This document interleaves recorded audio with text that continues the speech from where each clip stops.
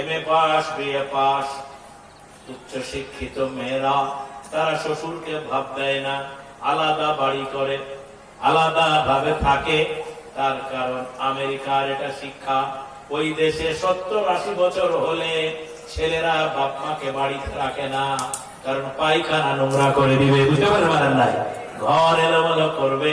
সেজন্য বৃদ্ধাশ্রমে রেখে আসে, মাসে কিছু টাকা দেয়, আর বছরে একবার ছেলে দেখতে যায়, আর অমনি করে ছেলের দিকে মাথা খায়। আল্লাহর নবী বলেন, মা বাবা যত বৃদ্ধ হবে, বয়স্ক হবে, তুমি তোমার মা বাবার খেদমত করো। আমার আল্লাহ বলেছেন, বাবা মা যদি দোয়া করে তোমার জন্য জান্নাত নসিব হয়ে যাবে। ছেলেটা এমনি করে টেকে নিয়ে আব্বুকে বলছে, আব্বু খুব কষ্ট পেয়েছো, জীবনে অনেক কষ্ট দেখেছি, সব মনে পড়ছে। আদালত আমাকে চোখ দিয়ে দেখিয়ে দিল। ছেলে আর মেয়ে বৌমা এসে বলল, আব্বু যতদিন বাঁচবেন ততদিন সাথে থাকবো। অথবা মানুষের সমস্যার সমাধান সত্যিকার করতে চাইলে কোরআন ছাড়া বাঁচার কোন রাস্তা নাই। আজকে বারবাকপুর আপনাদেরকে বলবো, পৃথিবীতে মেয়েদের মর্যাদা, মেয়েদের শিক্ষা, মেয়েদের ব্যাপারে ইসলামের যত কাজ মুসলমানদের জন্য ছিল, একটাও মুসলমানরা করেনি। শুনছেন কি? ভালো করে শুনবেন, কথা একটু হিট হবে। মা বাবা নয়, মেয়েদের জন্য ইসলামের যে বিধান, সেই বিধান মুসলমানরাই প্রথম অমান্য করেছে। মেয়েদের লেখাপড়া শিখার ব্যাপারে ইসলামের যে কথা, বাড়ি যদি ঠিক না হয় তাহলে আপনি কিছু করে ঠিক করতে পারবেন। মার কাছে ছেলেরা শিখে, মা ভালো হলে মেয়ে ভালো হয়, মা ভালো হলে ছেলে ভালো হয়। ফলে একটা মেয়েকে যদি সুন্দর করে গড়তে হয়, আপনি সুন্দর বউ চান, আপনি সুন্দর মেয়ে চান, সেজন্য শিক্ষার কোনো বিকল্প নাই। ছোট্ট মেয়ে দেখলেন 5 মিনিট কি কথা বললো আপনাকে, হাদিসের এবারও বললো, জবাব দিয়ে শোনালো। আমি তাই আপনাদেরকে বলবো, আজকের পৃথিবীতে মেয়েদের সমস্যার সমাধান ইসলামের বাইরে হবে না। সেটা আজকে পৃথিবীর যারা গবেষক, চিন্তাশীল মানুষ, তারা এটা বুঝতে পারছে, এবং তারা আপনার এটা কোথাকার কথা বললাম, কৃষ্ণনগর। এবার অন্য জায়গায় যাব। আমি আপনাদের বলতে চাই যে মুসলমানরা এই পৃথিবীতে সভ্যতার আলো জ্বেলেছিল। পৃথিবীতে এখন গবেষক বলেন, চিন্তাবিদ বলেন, পাইলট বলেন, সব বড় বড় যা কিছু দেখবেন, সব পৃথিবীতে এখন মেয়েরা হচ্ছে। মেয়েদেরকে পিছিয়ে রাখা, মেয়েদের অল্প বয়সে বিয়ে দেওয়া, এ করলে আপনার সোসাইটি, আপনার পরিবার, আপনার সমাজটাই খারাপ হয়ে যাবে। সেজন্য মেয়েদেরকে শিক্ষিত করতে হবে। এটা আমাদের কথা না, এটা রাসূল করিম সাল্লাল্লাহু, এটা আল্লাহ পাকের কথা। তাই আজকে বারবাকপুরে আপনারা যারা এই মহিলা মাদ্রাসাটা করেছেন, এর ফল আজ পাবেন না, 10 বছর পরে ইনশাআল্লাহ পাবেন। এই পাড়ায় যুবকরা বিয়ে করতে আসবে, এই পাড়ায় বিয়ে করার জন্য লোকেরা হুন্ডি খেয়ে পড়বে, বলবো ওই পাড়ায় একটা বোরখা পরা মেয়ে আছে, ওই পাড়ার একটা মেয়ে আদবশীল মেয়ে, ওই পাড়ার ওই মেয়েটা আলেম। এখন মওলানা হচ্ছে মেয়েরা, জনাবুল আলহামদুলিল্লাহ, হাফেজ হচ্ছে মেয়েরা। আপনি তো চান যে আপনার ছেলে একটা ভালো বউ নিয়ে আসুক, আপনি তো চান। এটা চাইতে গেলে, আপনার ভালো মহিলা তৈরি করতে গেলে শিক্ষা প্রতিষ্ঠান বাদে এটা করা যাবে না। তাহলে শিক্ষা প্রতিষ্ঠানের গুরুত্ব কত আছে একটি মা আপনি জানেন না। আপনারা জানেন আমাদের মেয়েরা বড় বঞ্চিত, মেয়েদের অবস্থা খুব খারাপ। আজকে পণ প্রথা যেটাকে বলে, আপনি বলেন তো মুসলমানদের মধ্যে পণ নেওয়া দেওয়া দুটো হারাম না হালাল? জোরে কথা বলেন, জোরে বলেন। হারাম। বারবাদপুর সমেত, আমি সমেত কম থেকে কি মুসলমান কোন পরিবার বেঁচে আছে? একটি ছেলে যদি মাস্টার হয় তার 2 লাখ লাগবে, ওসি হলে 10 লাখ লাগবে, ডিএম হলে 40 লাখ লাগবে। ফলে এই যে চেতনা, এটা পাশ্চাত্যের চেতনা। ওরা বিয়েটাকে কঠিন করে দিয়েছে, পাশ্চাত্য বিয়েটাকে জটিল করেছে, ইসলাম বিয়েটাকে সহজ করেছে। সেজন্য আপনার একটি মেয়ে থাকলে সে মেয়েটা মানুষের মতো মানুষ আপনি করতে গেলে তাকে ধর্মীয় শিক্ষাটা, নীতি নৈতিকতার শিক্ষাটা দিতে হবে, বলুন ইনশাআল্লাহ। এটা দেওয়া জরুরিও পড়েছে। এ কাজ নিয়ে যারা ভেবেছিলেন, যারা চিন্তা করেছিলেন, তাদেরকে ধন্যবাদ জানাই যে আপনার মেয়ে, আপনার ছেলে যাতে ভালো হয়, শিক্ষিত হয়, সে কাজটা করে। এটা আমি বুঝেছিলাম অনেকদিন আগে। আমি অন্যদিকে চলে যাব, মাইন্ডটা একটু সেট করা। আপনারা জানেন যে আমি যেখানে বাড়ি, আমার এখান থেকে বাড়ি 40-42 কিলোমিটার দূরে। আপনি গিয়ে দেখবেন আমার বাড়ির 2 পাশে 2টো স্কুল হয়েছে, একটা আল আলাম মিশন, একটা মহিলা, একটা পুরুষ। সেখানে ছেলে মেয়ে নিয়ে আবাসিক থাকে প্রায় 550 থেকে 600, আর ডেলি প্যাসেঞ্জারের তো বাদ দেয়। প্রতিদিন 700 লোকের রান্না 3 বার হয়। গিয়ে দিতে আসে। বহরমপুরে আবার শুরু করেছি নতুন উদ্যমে। ফলে আমি ছোটবেলা থেকে ইসলামী আন্দোলন করতাম, বলুন আলহামদুলিল্লাহ। আজকে সেই ইসলামী আন্দোলন করার ফলে বারবাদপুরে আমি 2 বার এসেছি। অনেক পেছনের হারিয়ে যাওয়া বন্ধু স্টেজে সালাম করলো, দোয়া করি আমি হারিয়ে যাইনি ইনশাআল্লাহ, ইনশাআল্লাহ। এবার আমরা বাংলার মানুষ, আর ওদিকে যাবো না, একদম কাছাকাছি চলে আসি। কি বলে ইনশাআল্লাহ? একদম কাছাকাছি। আমি পরবর্তী বক্তা আসবে, আপনারা বক্তৃতা শুনবেন। আমি একদম কাছাকাছি আসছি। একে অপরকে জানা বোঝা না হলে পরস্পরের প্রতি ভুল ধারণা হবে। একে অপরকে জানতে হবে, একে অপরকে জানতে হবে। হিন্দু ধর্ম আপনার জানা দরকার, হিন্দু ভাইদের মুসলমান ধর্মটা জানা দরকার। একে অপরকে জানেন, তাহলে ইসলাম জিনিসটা কি আপনি বুঝতে পারবেন। মুসলমানরাও ইসলাম নিয়ে পড়ে না, অমুসলমানরা তো পড়েই। ফলে ওরা ওই কিছু পত্র পত্রিকার খবর শুনে মনে করে মুসলমানরা ভালো না, মুসলমানরা ভালো, মুসলমানরা ভালো। এখন মুসলমান নামের মুসলমান, সে ইসলাম মানে না, সে ভালো কিনা বলতে পারবো না, তবে মুসলমানরা ভালো, বলেন ইনশাআল্লাহ। ভারতবর্ষে ব্রিটিশরা এসে, এই যে হ্যালো, আমি আপনাকে ফলো করছি। ব্রিটিশরা এসে এদেশে 200 বছর রাজত্ব করেছিল। কত বছর? কত বছর? এই 200 বছরের রাজত্বে ব্রিটিশরা একটি কাজ করেছিল, ইতিহাসে বিষ মাখিয়েছিল।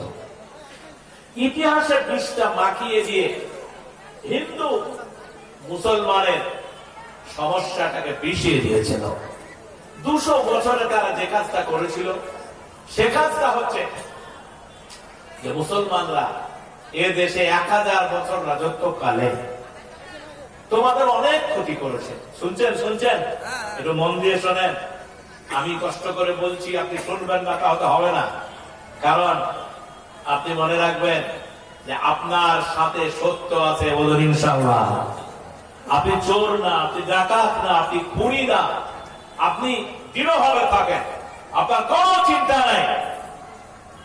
ব্রিটিশরা এসে যে কাজটা করে গেল, সেই কাজটা ব্রিটিশ চলে যাওয়ার পরে এখানকার শাসক গোষ্ঠীও করল। এই শাসক গোষ্ঠী আরএসএস নামক কিছু লিডার, আরএসএস দের কিছু বই পড়বেন। সেই বইগুলি খুব বিষাক্ত বই।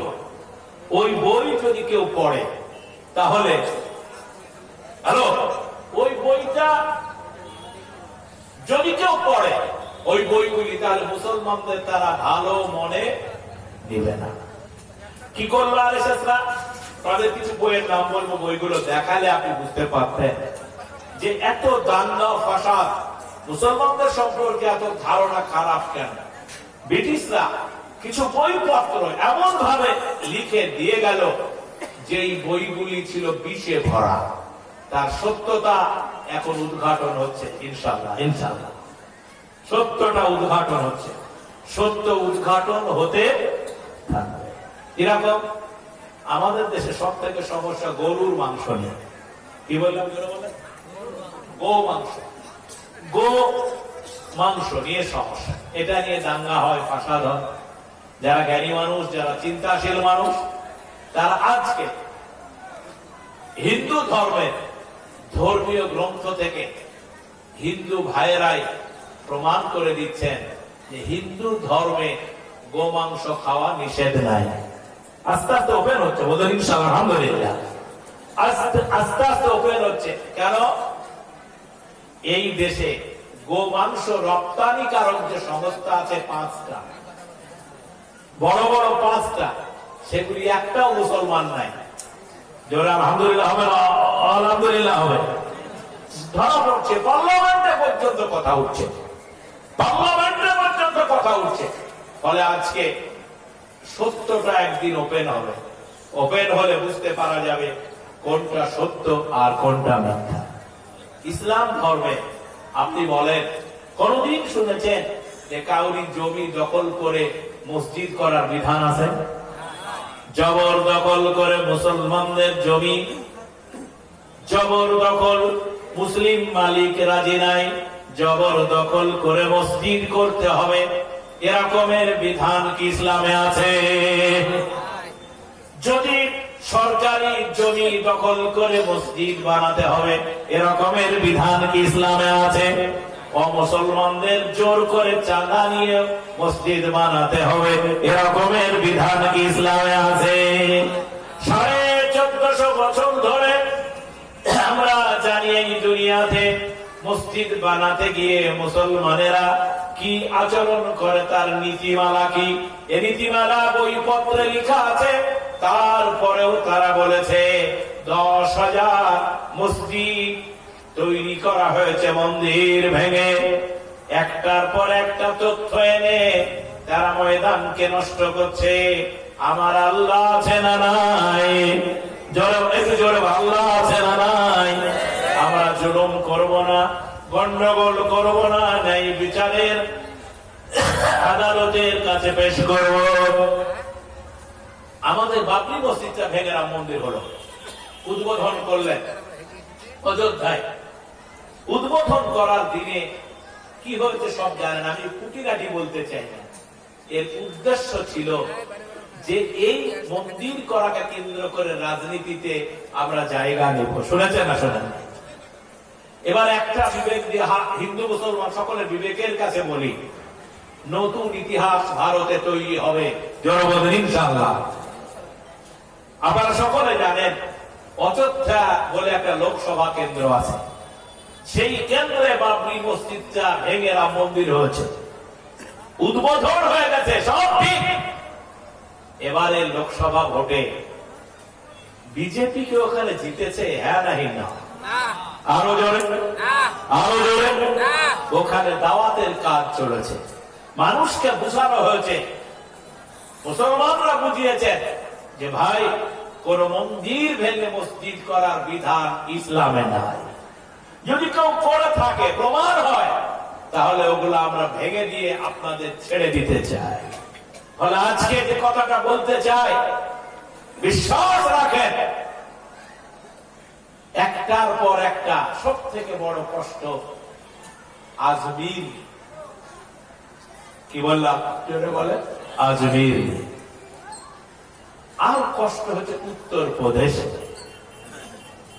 এই দুটো রাজ্যে একবার বেরিয়ে আসবেন, পশ্চিমবাংলায় ভালো আছেন তো ভালো লাগছে, গিয়ে দেখে আসবেন উত্তরপ্রদেশের সম্বলপুরের মসজিদটারে কিভাবে বেআবরু করার চেষ্টা করেছে।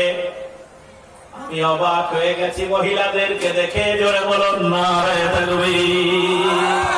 মা বোনেরা রাস্তায় বেরিয়েছে, মায়েরা বলেছে এতদিন বাবরি নিয়েছো, কিছু বলি নাই, কিন্তু সম্বলপুর মসজিদ যদি নিতে চাও, আমরা নারীরা আর ঘরে থাকবো না। জোরে বলুন নারে তাকবীর।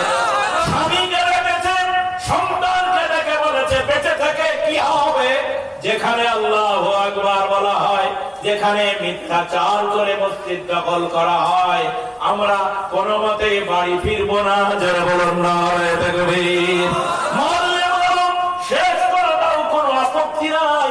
এরকম আপোষহীন লোক দরকার আছে না নাই? সুপ্রিম কোর্ট অর্ডার দিয়ে দিয়েছে,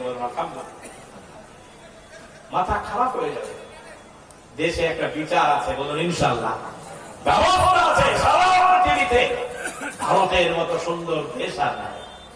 এখানে কেউ অত্যাচার করে, এটা যেমন সত্য, বিচার পাওয়া যায় এটাও তেমনি, এটাও তেমনি সত্য। ভাইজান, আসাম, ওখানকার একটি লোক হেমন্ত শর্মা, নাম শুনেছেন? আপনি মজা করছেন তো, ভালো লাগছে তো, দোয়া করেন পশ্চিম বাংলাটা যেন নষ্ট না হয়ে যায়। এখানে এক গভীর ষড়যন্ত্র চলছে। আপনাকে বুদ্ধি দিয়ে, চিন্তা চেতনা দিয়ে থাকতে হবে। আমি চ্যালেঞ্জ করলাম, এই মাদ্রাসাতুল মানা, এখানে মেয়েরা কি অস্ত্র ট্রেনিং করে? বলেন, অস্ত্র ট্রেনিং করে? মেয়েরা খারাপ আচরণ করে? কিছু করে না। মাদ্রাসা সার্ভে করে দেখবেন। আমরা এর আগে কেন্দ্রীয় সরকারকে বলেছিলাম, রাজ্য সরকারকে বলেছিলাম, প্রত্যেকটা মাদ্রাসা সার্ভে করবেন, দেখবেন সেখানে কি শিক্ষা দেওয়া হয়। এসে দেখবেন লাঠি খেলা পর্যন্ত হয় না, শরীর চর্চা পর্যন্ত করা হয় না, শুধু মানুষকে নীতি নৈতিকতা শিক্ষা দেওয়া হয়। হেমন্ত শর্মা তিনি 450 মাদ্রাসাকে বন্ধ করে দিলেন। মাদ্রাসা যদি কেউ বন্ধ করে, তাহলে কি আপনি বসে বসে কি করবেন? বসে থাকবেন? বসে থাকবেন? আসাম, তিনি একদম বিধানসভাতে সব বলে ফেললেন। আমাদের হেফাজতের মালিককে, যারা বলেন হেফাজতের মালিককে, হাইকোর্ট পর্যন্ত রায় দিয়ে দিলেন, মাদ্রাসার বিরুদ্ধে কোনো কথা বলা চলবে না। যোগী আদিত্যনাথ মাদ্রাসা শিক্ষা বন্ধ করার নোটিশ আনলেন, একদম নোটিশ।